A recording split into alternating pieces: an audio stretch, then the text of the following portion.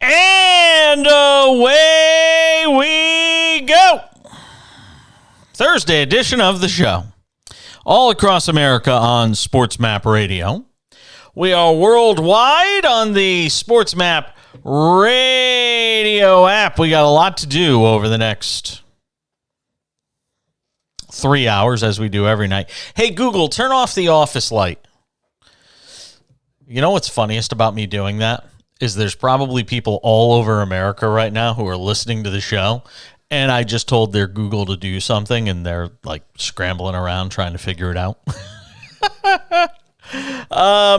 Because the way I have the lighting set up for the video stream of the show, if the office light is on and the spotlight is on, the ring light, it kind of gets all goofy. So, Knicks trail. I've been totally enthralled tonight by this Knicks Celtics game because I decided to be cheap this year and not buy the NBA package, which allows you to watch every single NBA game.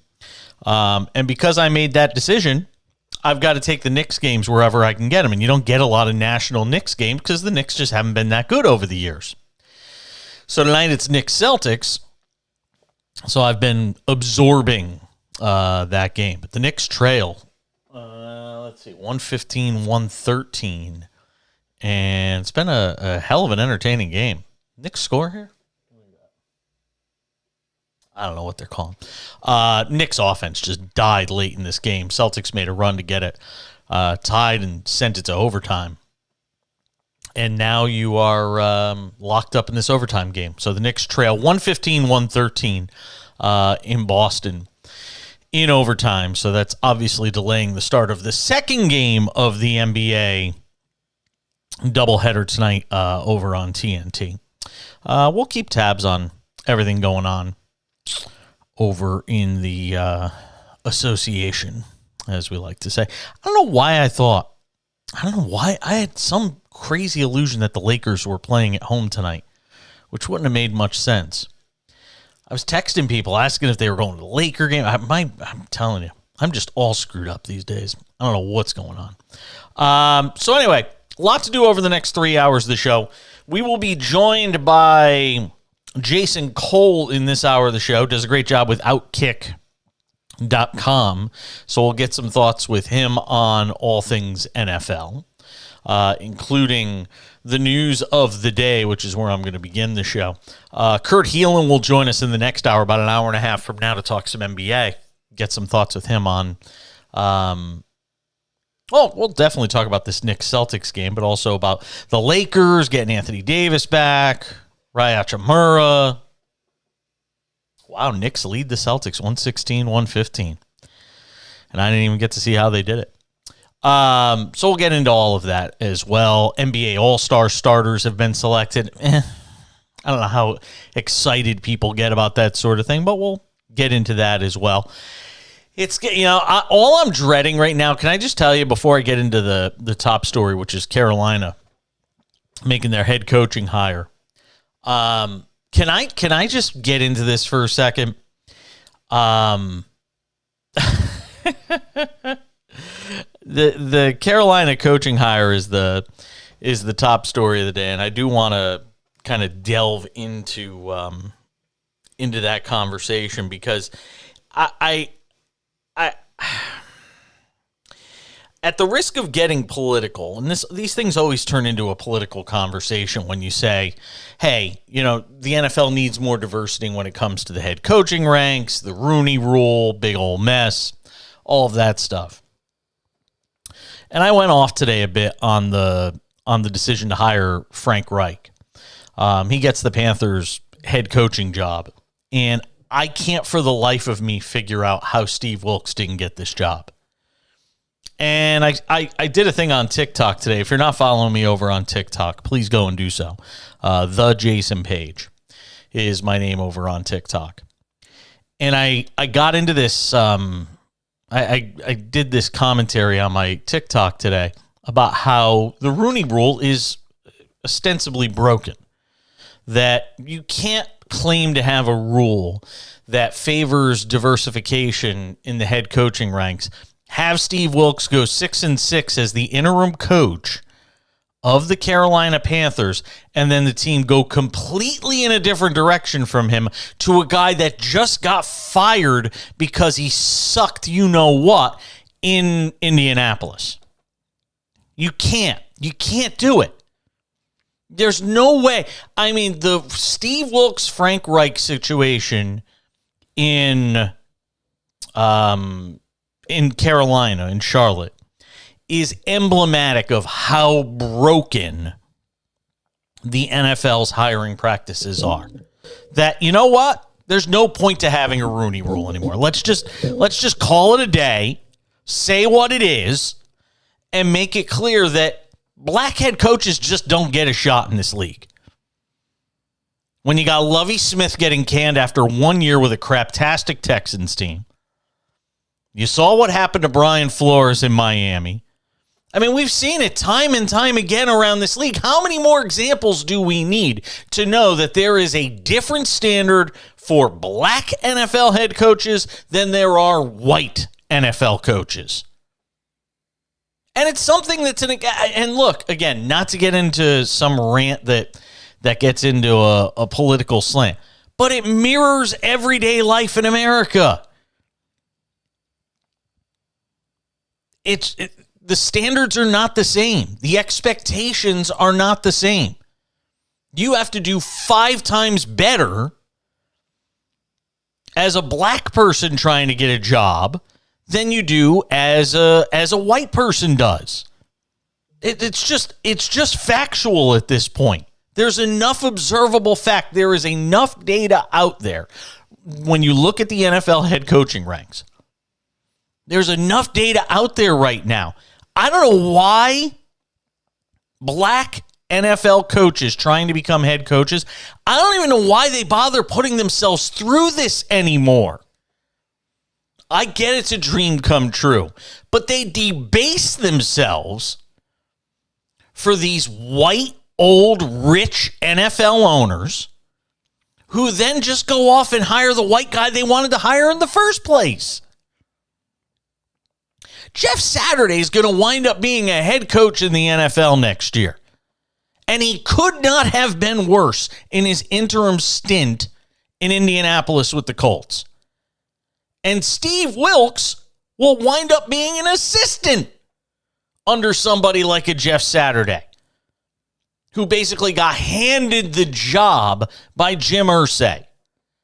And if I sound like I'm pissed off, it's because I am. And what pisses me off even more is this.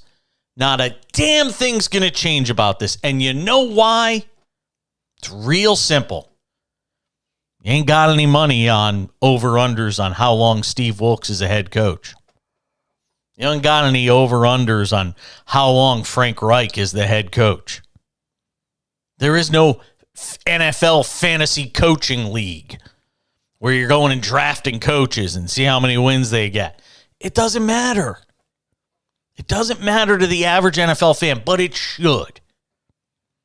Because the only way anything changes is if fans make a stink, is if fans create an uproar, is if the media creates an uproar. And I'm sorry, the media is going to talk about this for a day or two. You'll get the black sports commentators on television, maybe some former players who will be critical of the NFL and critical of Carolina and David Tepper, and then done. It's gone.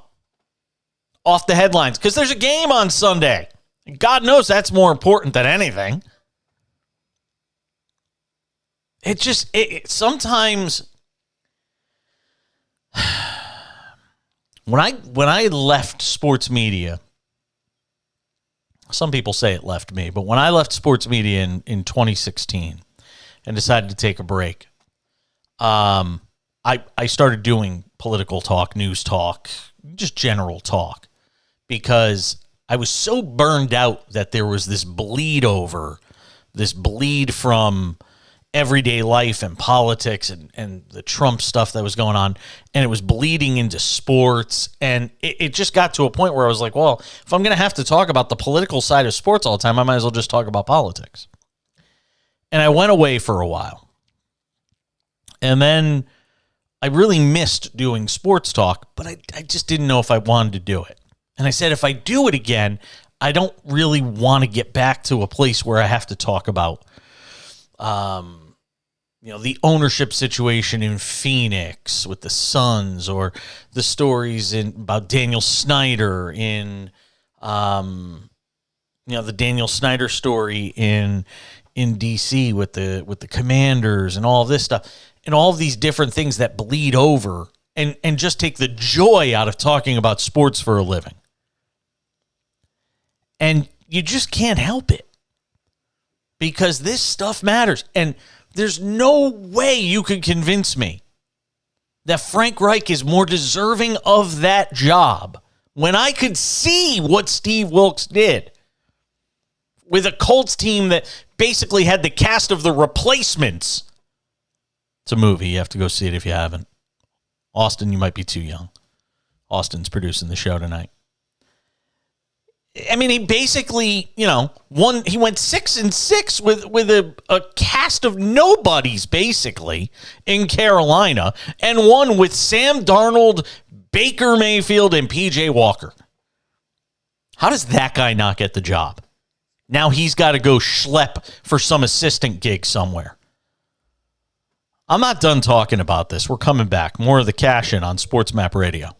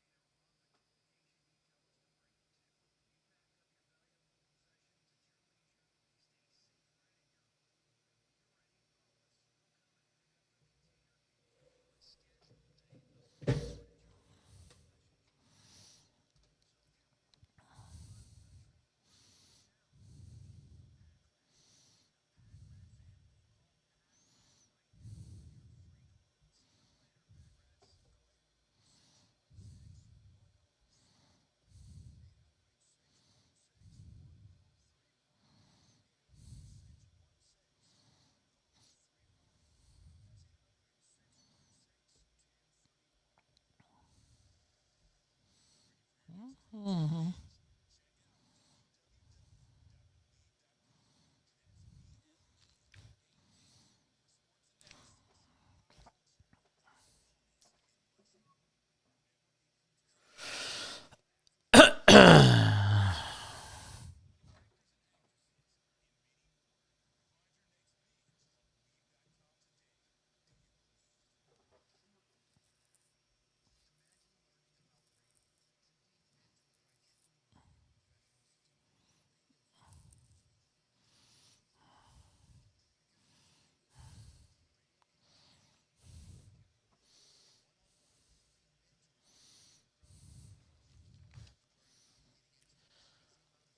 Half past the hour.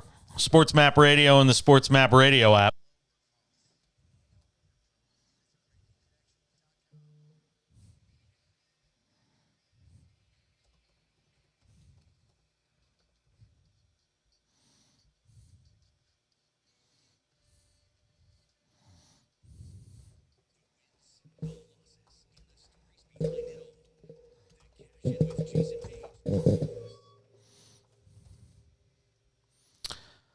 Good to have you with us tonight on SportsMap Radio and the SportsMap Radio app. And I'm sorry if I'm overly passionate, but I'm so tired of this. There's no way Steve Wilks should have to go back to the back of the line as an assistant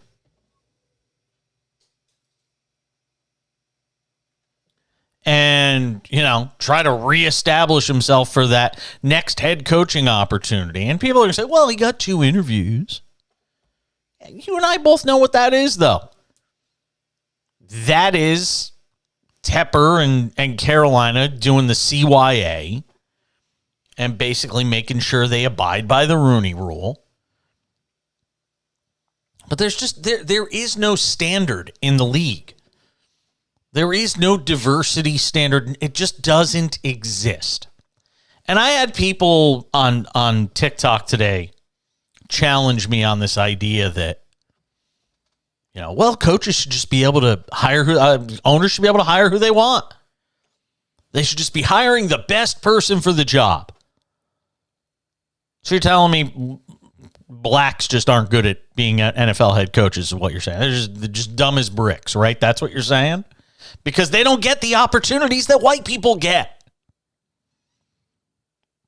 And I'm sorry, but it's unacceptable, and we have to call it out when we see it. If I had this platform and did not say something about this tonight, I would be kicking myself when the show was over. I'm not going to spend 3 hours on it, but you can be damn sure I'm going to talk about it at the top of the show because there's got to be an ending point somewhere. Somebody has to say something to Roger Goodell. I just wish somebody at the State of the League press conference that the commissioner does, and I've been to it. Matter of fact, I went to the one in Arizona, 12 years ago? Not 12 years ago. 7-8 years ago. I went to the one in Arizona before the Super Bowl in Glendale.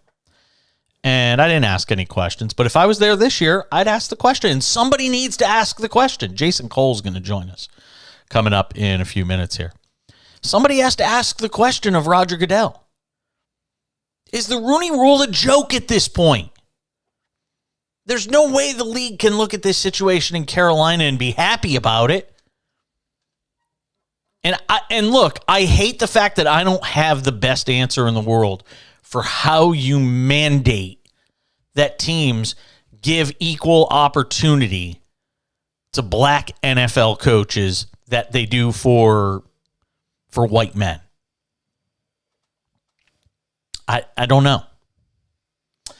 We have a telephone number, 1-800-224-2004, 800-224-2004. Austin, make sure the phones are working tonight. I'm counting on you.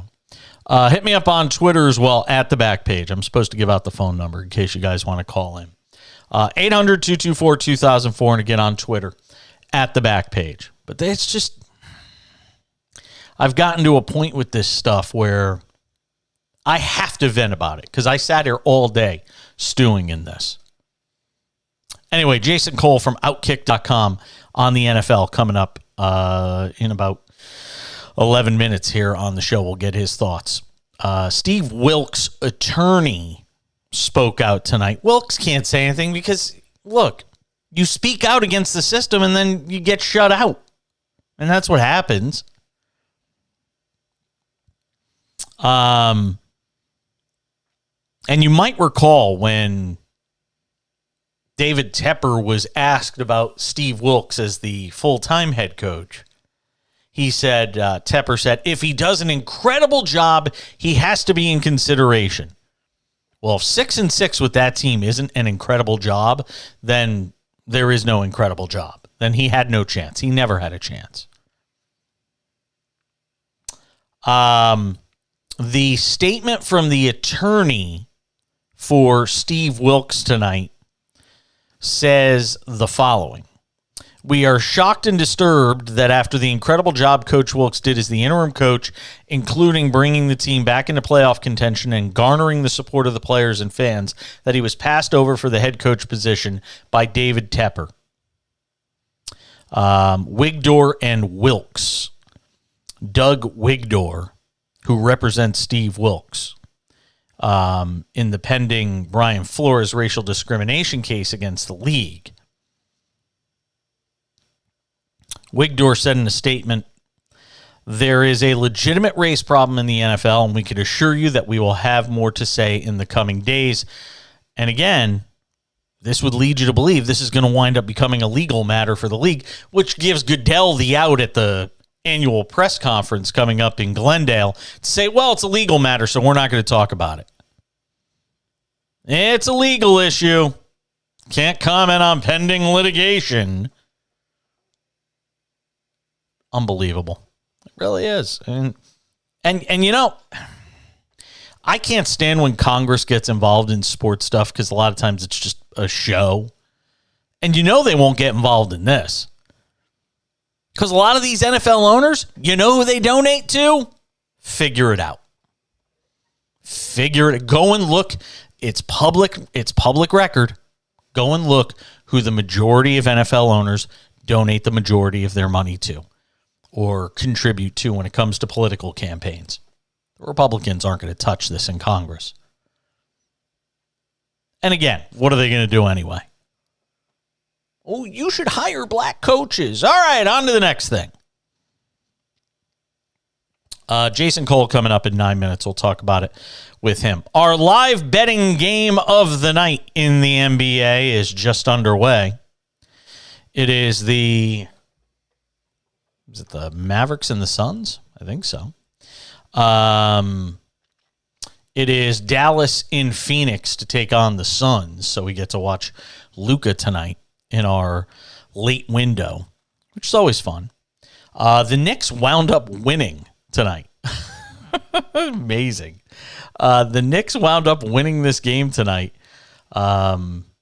remarkably in Boston. 120-117, New York wins it.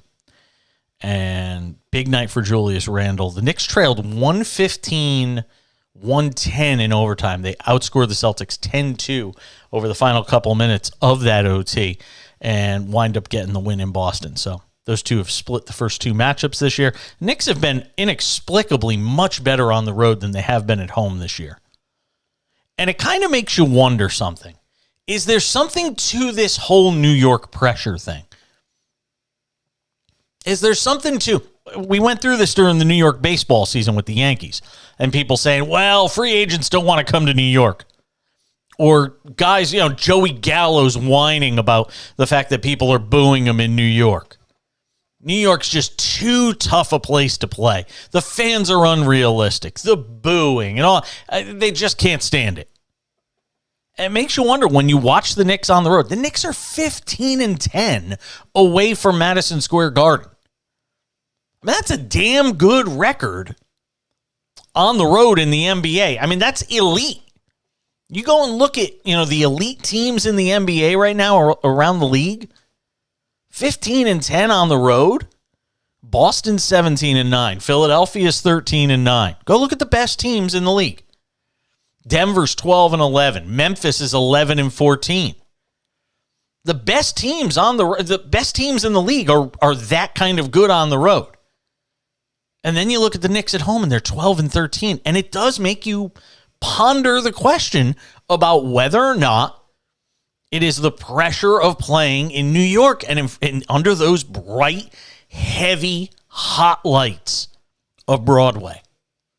Whether that's the issue. On the live betting line, Phoenix is minus 3.5. If you're looking for any value, Dallas plus 126 on the live money line. 225.5 is the total for the live betting in that game. So we'll keep tabs on that. The only game remaining in the NBA tonight. Is it? No, there's one more. Spurs and Clippers in Los Angeles. has yet to tip off. That'll tip off in about 15 minutes. So we'll have those two games to keep an eye on in our late window. Jason Cole joins us in just a couple of minutes. We'll get some thoughts with him on the NFL. I'm curious to see what he thinks on the Steve Wilks, Frank Reich decision and the way it all went down in Carolina.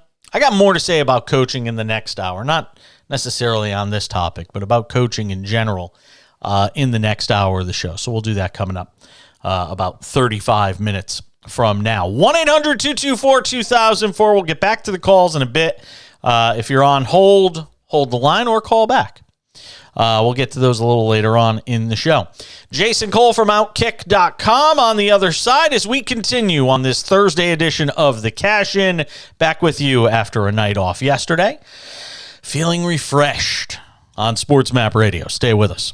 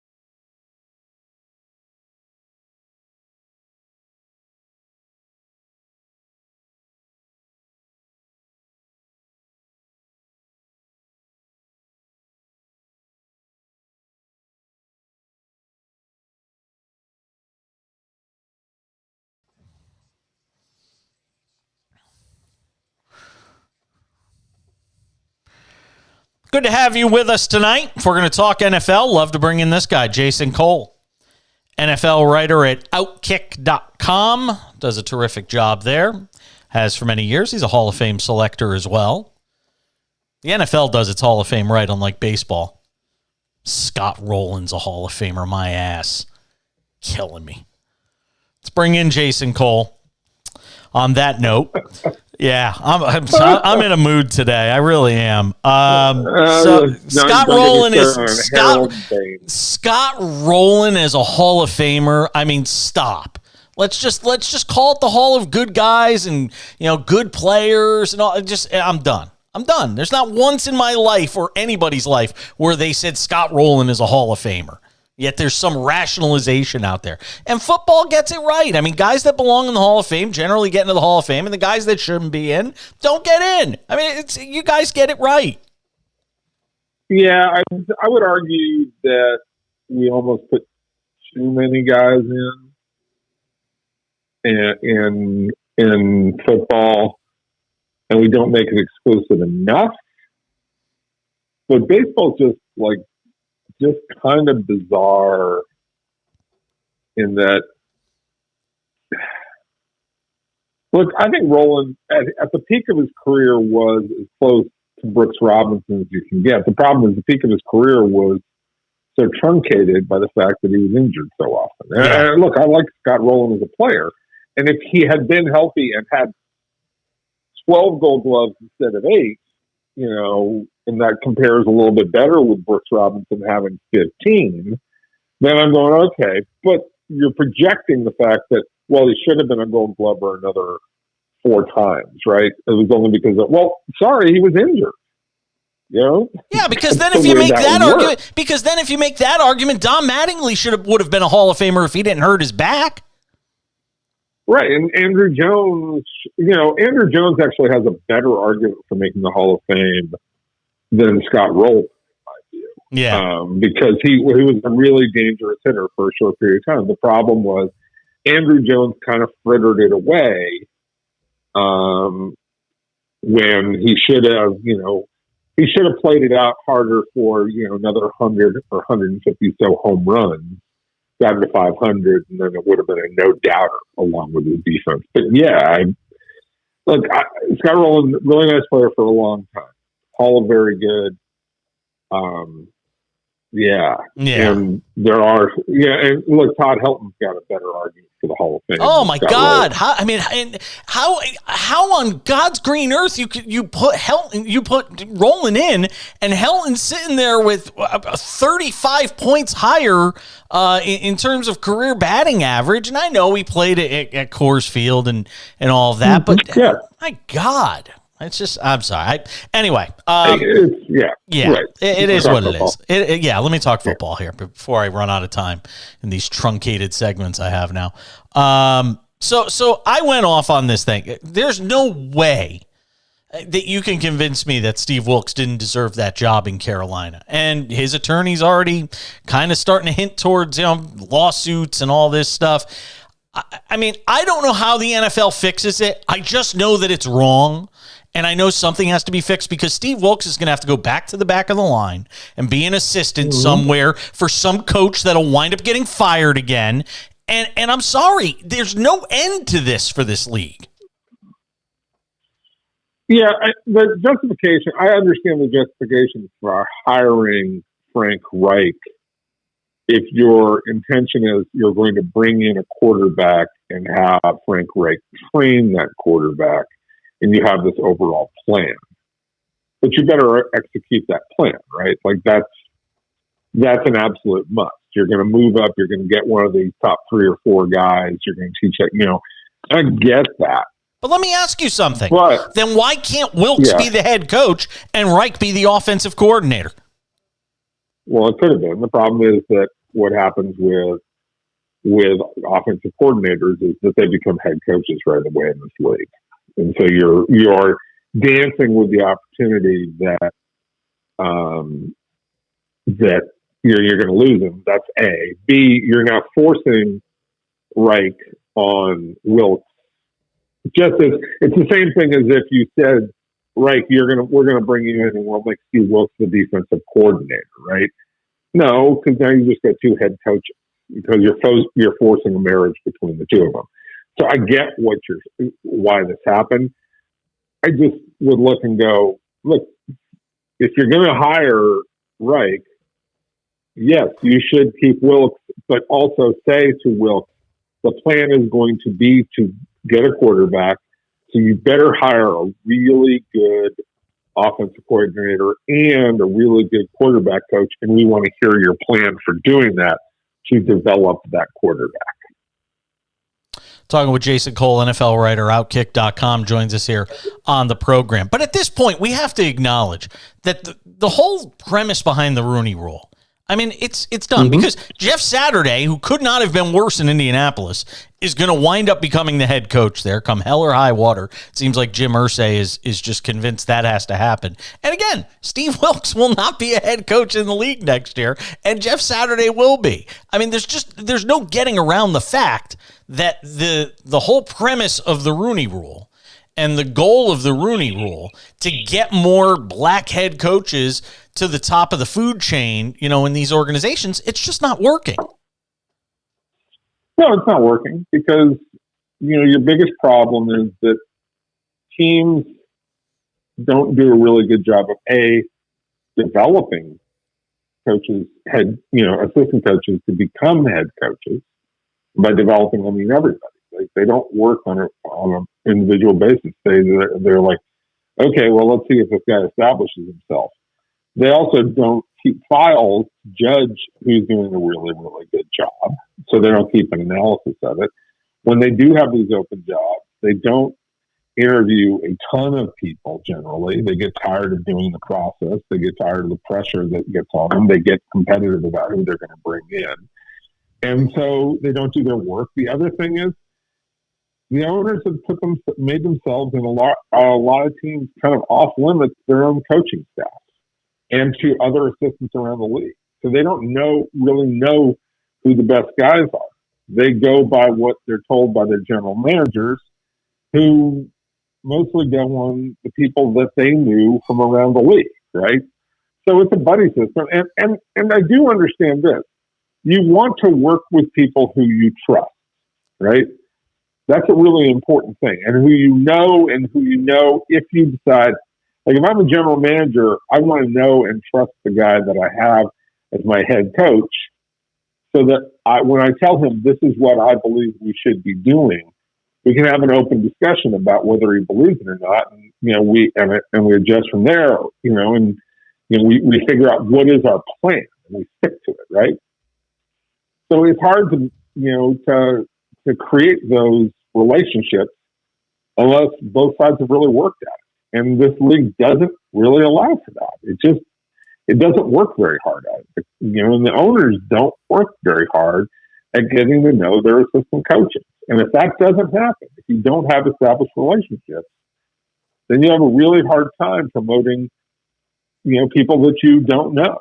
And most of the white owners sadly don't know their coaches, period, but they especially don't know the black coaches.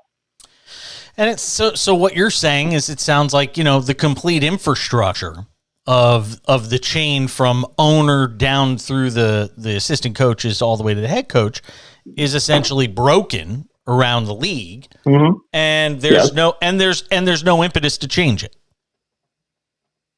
No, and it gets worse and worse all the time because the cycle of who gets to own clubs is generally, a guy like David Tepper is a great example. David Tepper has no real background in football.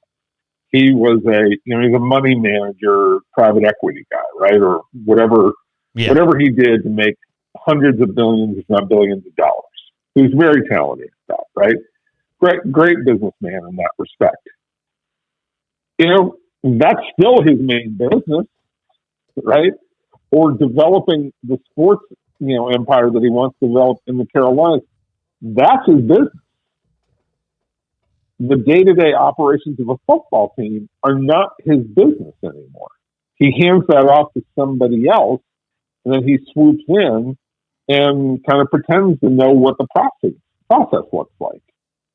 And so he doesn't sit in on meetings. He doesn't watch guys. He doesn't really get to know who are the assistant coaches. He's got too much else going on. And the same thing is true in Miami with Stephen Ross. The same thing is true with the Glazer family. They have other things. Same thing is true with Stan Kroenke. The richer and richer these owners are, the more and more they made money doing something else. Right. And they buy these because basically teams have now become annuities from an economic standpoint. Hold on, Jason. Hold that thought. Can I hold you over for like 3 minutes? I got to ask you one more question about these playoff games. Sure, hold tight. Ahead. We'll come back more with Jason Cole on the other side on the Cash In. It's SportsMap Radio. Yeah, I'm up against it with this new clock they put me on, and I got these stupid heartbreaks. So let me just hold. I'm not gonna put you on for another full segment. I don't want to take up your time. You can. That's fine. Don't worry. Hold on. What is that? Another 10, 12? It's 3 minutes here, and then there's another 10-minute segment. But I want to make sure I get your thoughts on the games. But it just it's a broken system. It really is a broken system. It is. And I want somebody in that friggin' State of the League thing that Goodell does. The only time I ever met you in person was at that, in fact, in Glendale. I want somebody to ask him. I want somebody to say, dude, this thing's broke. Like, what are you fucking doing? Trotter did it last year. They defer it. They just push the question out. Yeah, well, now, especially on the Wilkes thing, if he winds up suing, then they're going to hide behind, well, it's pending litigation, so we're not going to talk about it. Yeah, I guess. I don't know what the problem is. I'm not sure what grounds Wilkes really has to sue him, but go ahead and do it. If somebody's willing to do it for him for free, go ahead. But if you're putting your own money out, don't spend that because you're not likely not going to win. Yeah, it sounds like this attorney's going to rep him, but I guess we'll see. Yeah. Scott Rowland cannot be a Hall of Famer. Ugh. Harold Baines is a Hall of Famer. The thing that chaps me about Rowland is literally 5 years ago, he got 10.8% of the vote. And 5 years later, he gets 76% of the vote. And he hasn't played a single damn game since 2018. So there's no way he got better and suddenly became a Hall of Famer, except for politicking. Well, we do. That happens in the Football Hall of Fame. Guys go from not getting much support to all of a sudden getting in. So that I understand that process. I don't really like it, but I understand how that process works. You're either a Hall of Famer or you're not a Hall of Famer. God. And the worst part is the baseball guys. I don't know if it's the same with football. You'd know better than I would. But these baseball guys take themselves so goddamn seriously. I said I did a commentary on TikTok today. I said the only thing they claim to take more seriously than the vote for the Hall of Fame is themselves. I would tend to agree with that. Baseball writers are a stuck-up breed. I've been around a fair number of those guys. They're guardians of the game. Your phone is so bassy. When you talk, you're like... that could be my Andrew Luck voice. I don't know. Got a bassy phone. It's just a regular old iPhone. Yeah, it's weird. I don't know why you're so bassy. It could be. Well, I'm on a headset, and the headset is the speaker on the headset might be closer to my chest. So that may be doing it. Is this saying better if I hold it this way? Say it again. Or is it still is this better the way I'm holding it right now? Yes. That's exactly what it is. Yeah. Yeah, it's definitely better. Okay. So how much how early will you go to Glendale? I am not going to Glendale. You're not going to go at all? No. Oh, I thought you were going to go. And I don't want to go, to be quite honest with you. The one that I thought was where the 49ers. Oh, we're coming back. Hold on. We're coming back. Hold on. Okay, sure.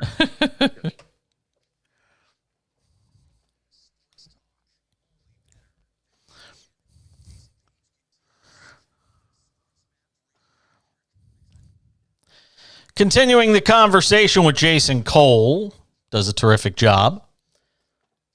Outkick.com. Some thoughts with him on the NFL. I got a lot on the coaching stuff. Yeah, it's interesting. I'm going to talk about it in the next hour, so I don't want to get too deep into it now. But you get the sense that the real high-profile potential candidates for coaching jobs, the Sean Paytons of the world, DeMeco Ryans of the world, Dan Quinn, who was thought to be somebody that people were interested in. These guys are looking at the jobs available and going, yeah, you know what? I'm good. I'll stay where I am. Nobody wants if I'm DeMeco Ryans, I don't want the Texans job. If I'm, I don't want that job if I'm DeMeco Ryans. If I'm, it's not so much the team as it is choose who you want to work for. Yeah, the team. When I say the team, I'm talking about the owner. Yeah, so that's 100% it. Yeah, that's the situation. That there's no. If Jim Harbaugh wanted the Denver Broncos job, he could have had it. And, basically looked at it and said, yeah, you know what? Tethered to Russell Wilson, not so sure I want this job. Sean Payton could have any choice of jobs that he wants, and he doesn't look like he's in a rush to go be a head coach anywhere. You just get the sense that a lot of these guys just don't want any of these jobs. Well, look, there are plenty of people who want the job. David Shaw would take the Denver job in a heartbeat. Of course he would. Not sure that'd be I'm not sure. Yeah, I'm not. But the quality guys who have a choice, especially a guy like Sean Payton who can make a bunch of money on TV, yeah, they're going to wait it out and say, let me see what's happening on another job with a better owner who'll pay me A, more money, or B, I won't be, as you say, tethered to a quarterback I'm not sure of. Yeah, if you're Sean Payton and you have Russell, the other part of Sean Payton, and this is the other dynamic, is he's got Russell Wilson kind of where he wants him right now, in that Russell Wilson is calling him and begging him to take the job, right? Which means that Russell has to acquiesce to what Sean says. If it's the other way around, you've got a real problem. And it makes it harder to coach that guy, which is what Nathaniel Hackett just found out. And because you're married to Russell Wilson if you take that job. So I think that Sean Payton, if he's going to take the Broncos job, has to have Russell Wilson basically begging and pleading and agreeing to everything that Sean Payton wants him to do to make him a better player and to be ready to do the things that he needs to do if Sean Payton's ever going to take that job at all. Talking with Jason Cole, NFL writer, Outkick.com, joins us here on the Cash In on SportsMap Radio. All right, let's talk about the games this weekend, which is the original reason I wanted to have you on in the first place. I like the 49ers and I like the Bengals. I'm curious to see what you think. Start with that San Francisco-Philadelphia matchup.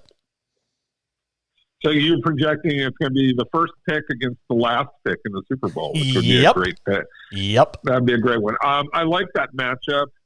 I will say I'm concerned for Brock Purdy going into this game that he's going to get overwhelmed physically by that interior line from Philadelphia. You got Fletcher Cox there. You got Brandon Graham, the kid from Georgia who's more of a run stopper. But they're big and they're heavy up front. So if they're going to win this game, they got to run the ball effectively so they can set up some play action and do those things to keep that pass rush at bay. So this is going to be incumbent on Kyle Shanahan and that offensive line both calling a really great game and executing a really great game in the run game. Something they didn't do really well against Dallas. They missed a few plays in the first half that made it a little rougher game. And got Purdy overwhelmed a few times. So I'm concerned about that. I think Philly is really good. I know that San Francisco defense, as good as it is, has had problems with RPO teams this season. But I do expect that, I still expect them to give Jalen Hurts all he can handle. So I like this matchup. I think it ends up being kind of another low-scoring game, probably in the low 20s. A little higher than the Dallas 49ers game. But it's not. I would be surprised if this game's played in the 30s. Yeah, but see, the thing is, and I said this last week about San Francisco when they played Dallas, that Dallas basically had a one-outer, and it was Brock Purdy plays the worst game of his life, and Dak Prescott plays the best game of his life. That was basically the one-outer. That was their one shot. San Francisco had a lot of different paths to win. They can win ugly. They can go and score 36, as we've seen, but they can also win ugly. So all of the things you're talking about could happen, and San Francisco could still win because that defense is that good. Yeah, but I'll just say the Philly defense is really good too. So, like this, I think that I think the one thing that the 49ers can say with confidence is they can probably throw the ball better than Philly, but it's close. Yeah. Right now, that pass rush from Philly is just as good as anything that the 49ers throw out there, especially it's all based on their front four base. So it's a really good group. The one other thing about the 49ers is their defense tends to give up one or two big plays per game where you just kind of go, where'd that come from? And even against Dallas, they had a 44-yarder against them on a deep throw to CeeDee Lamb. So, he didn't score, but it did change field position significantly, and they've had a lot of those over the second half of the season. So San Francisco's just got to be on top of their game. But I tend to believe that San Francisco can pull this game out. But I do see where, Brock Purdy's a small guy. He's 5'11", he's 200 pounds. Against a big defense, if they can get in his face, if they can crush the pocket, it's going to be a tough game for him. All right. Got about 3 minutes here. Cincinnati and, the Bengals. I know, Cincinnati and going into Kansas City, a Mahomes with the high ankle sprain. Give me your thoughts. I think Cincinnati wins, and I think the high ankle sprain and his mobility is going to be a big factor. Yeah, because they're really great on defense. I mean, Cincinnati is. People are still sleeping on how good they are defensively. I mean, they shut down Buffalo. I mean, that was as ugly a game as Buffalo has played all season long on offense. I mean, it was truly, truly a pitiful effort. And they've got weapons, right? They've got serious weapons. Starting with a dynamic quarterback. And he was made to look like he was still in year 2 Josh Allen. He wasn't, year 5 Josh Allen. He was year 2 Josh Allen. That was bad.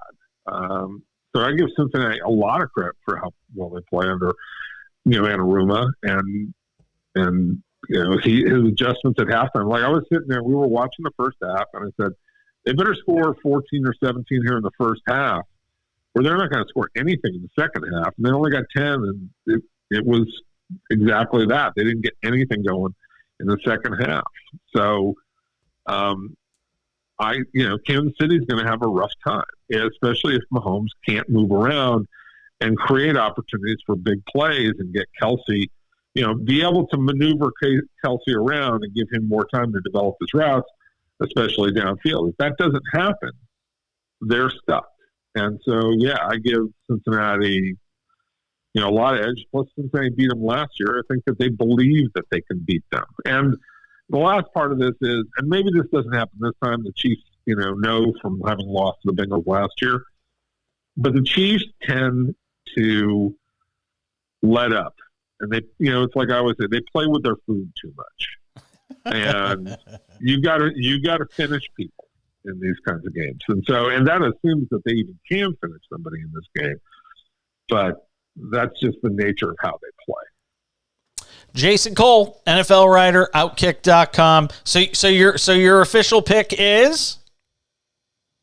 Well, I believe what you said. I'm going to go Cincinnati because I love the story.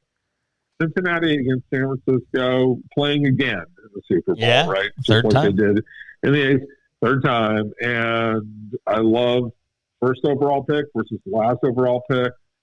I love Brock Purdy going back to Arizona. I like everything about the storyline. So I'm cheering for the storyline. That said, look, I'm a big Andy Reid guy. I love that dude, and so I'd love to see Andy get another title. I just think the ankle injury is going to make it really tough. Yeah, I agree with you. Jason Cole, always appreciate the time, my friend. Have a great rest of the week. We'll talk to you next week. Anytime. Be good. Thanks. Love that guy. Jason Cole, one of the best. That's how we wrap up this hour of the show.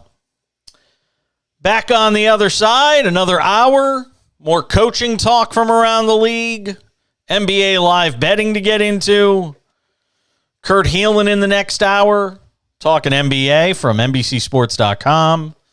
Why would you go anywhere else? We're back with more of the Cash-In.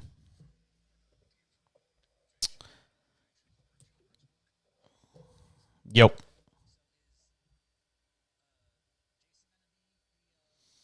Yes. Oh, yeah. No, it's definitely whoever's in the first hour will always be the 2-for-1. So no, I would I would never replay somebody in the second hour.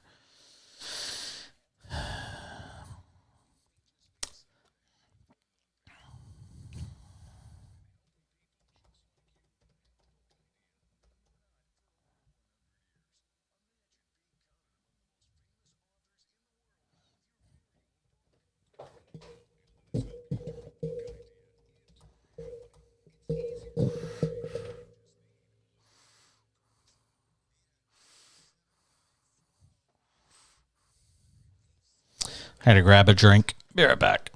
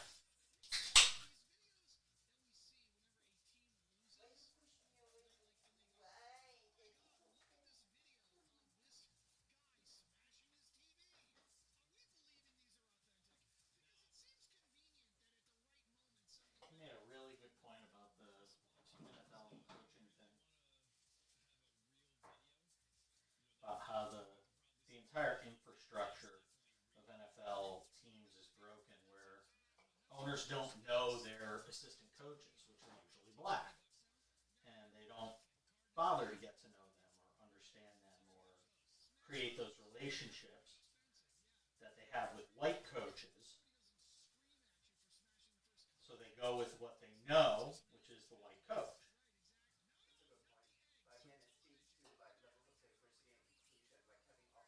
Of course.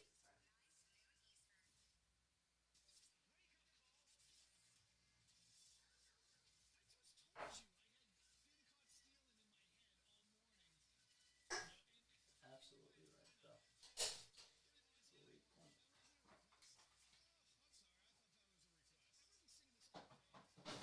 Oh, boy.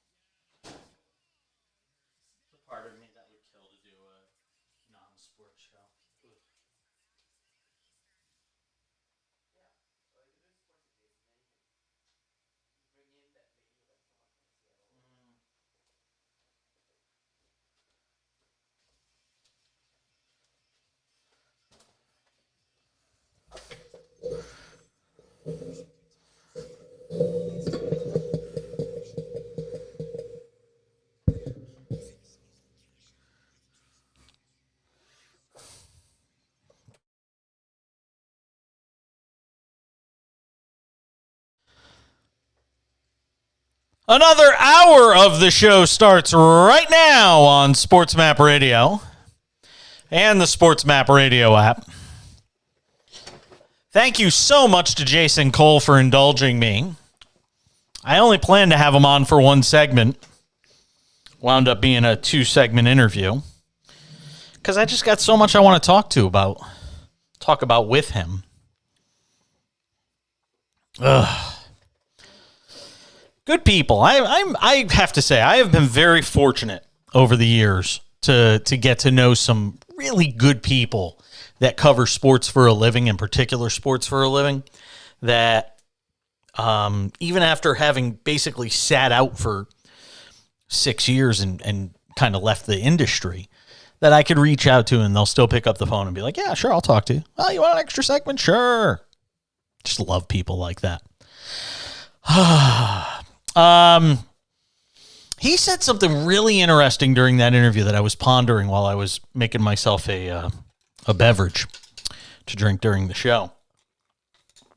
Don't worry, there's no alcohol in it. Austin, you would have thought there was some alcohol in it the way I talked in that first hour, huh? Austin Rodriguez is our producer, engineer extraordinaire tonight, working the show in Houston. I was a bit fired up in that first hour. I was a little angry. But he made, Jason Cole from Outkick.com made a really interesting point with regard to the fact that the infrastructure in a lot of these organizations, it just doesn't exist in terms of ownership getting to understand who their black assistants are and not really knowing these people that well. And when it comes time to make a decision on coaching hires, you go to the people you know, or general managers not getting to know their assistants and not having those relationships forged the way they need to be. So as a result, when it comes time to hire a head coach, GMs and owners, they go to the people they know. That's not creating an excuse or anything like that, because it means get to know your black assistants.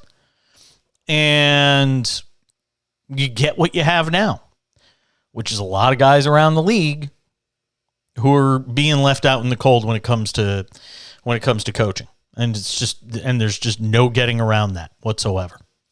I want to get into this, and I talked about it briefly with Jason Cole in the last hour. By the way, coming up in this hour, I'll be joined by the great Kurt Heelan from Pro Basketball Talk at NBCSports.com, who tonight I texted and said, hey, are you going to the Lakers game? And he's like, Lakers game? For some reason, I thought the Lakers were home tonight, which they're not. So,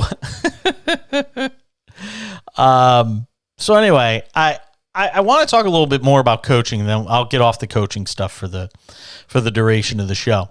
But I think it's interesting, and I talked about this with Jason last hour. Dan Quinn today saying, yeah, you know what?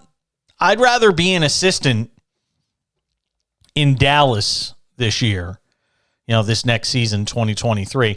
I'd rather choose to be an assistant in Dallas than go take any of the, head coaching jobs. I think there's 4 that are still sitting out there. Then go and take one of those jobs. Mind you, he interviewed for the Broncos job, he interviewed for the Cardinals job, and he interviewed for the Colts job in the last few weeks. Unfinished business here in Dallas, he said. My complete focus is helping the team play championship ball in 2023. So, Dan Quinn, who certainly could have made the argument to get another opportunity as a head coach. I mean, after all, he is white. I'm such a jerk. No, but I mean, he's a competent guy, and when you look at the candidates that are out there, he certainly is going to get more than a few looks, as is evident by the fact that he interviewed for the Broncos, Cardinals, and Colts job over the last few weeks. Decides, I'm going to pass before any of these are even offered. I'm just going to tell you now, I'm going to stay put in Dallas. Which tells you, and I said this to Jason Cole, and I'll say it again, I think people are scared by the situation in Houston because you've had ownership fire head coaches after 1 year, a couple of years in a row. I think they're scared of Denver, namely because Denver probably really wanted Jim Harbaugh, and if not Jim Harbaugh, then it was, Sean Payton or David Shaw.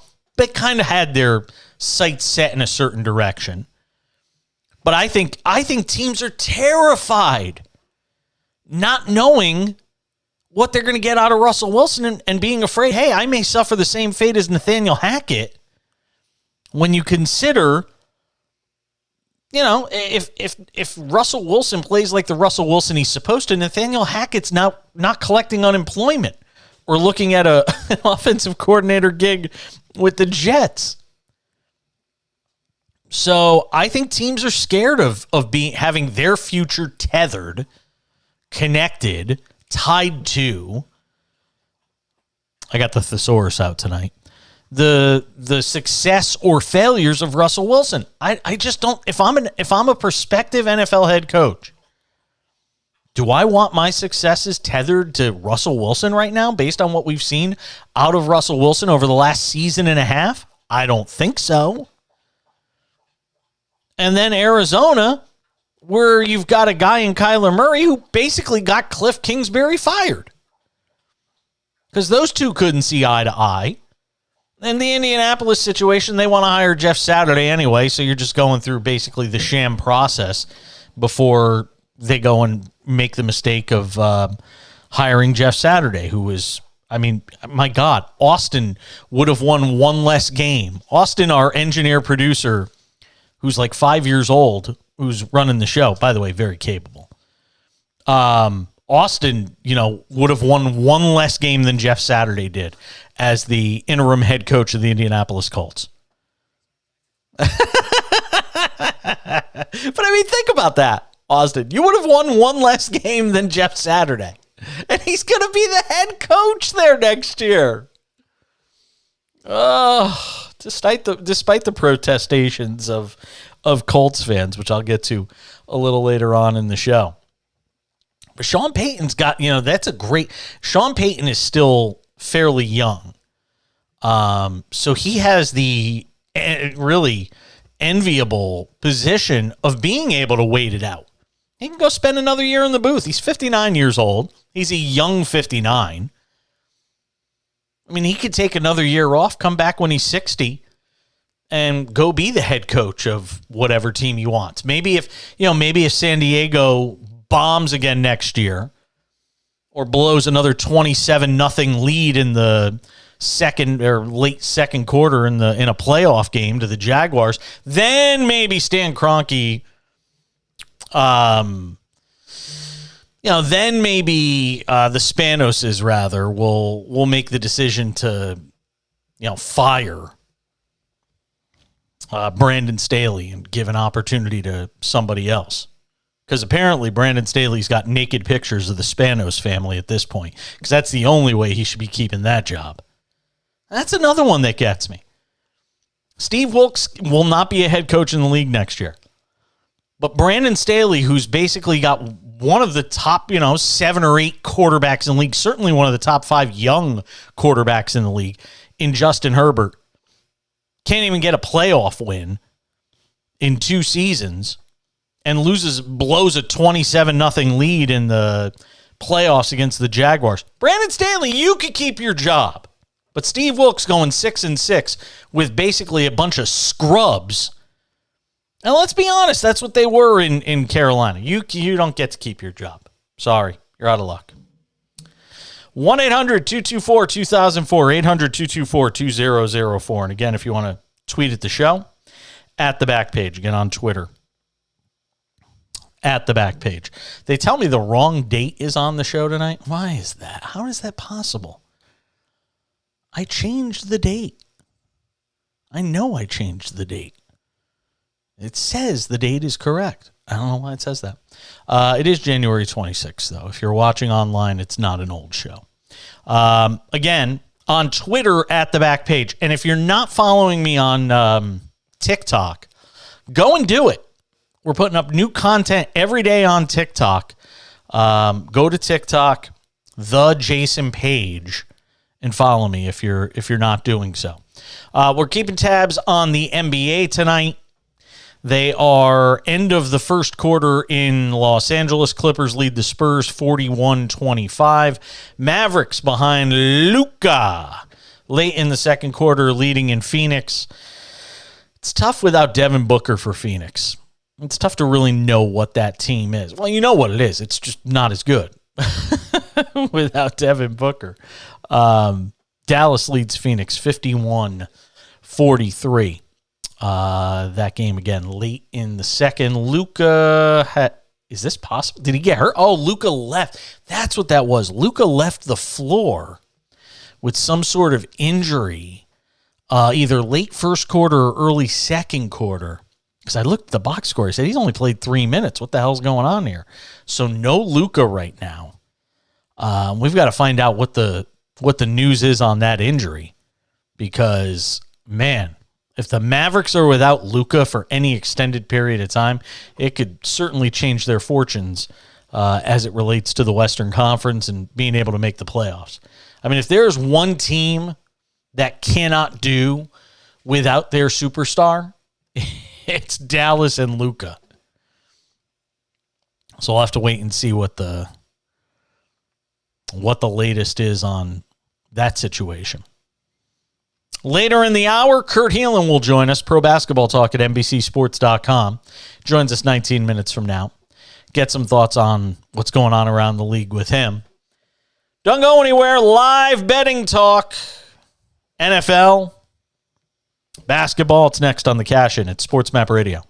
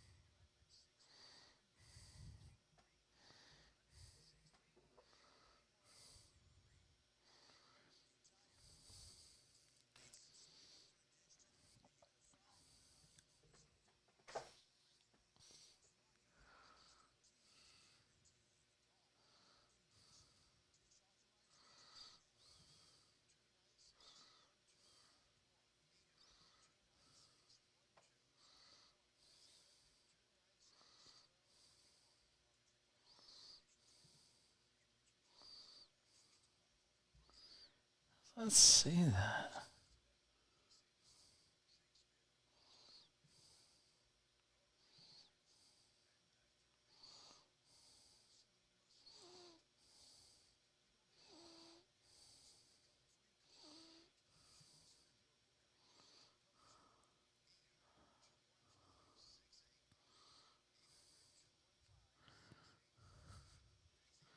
Is that possible?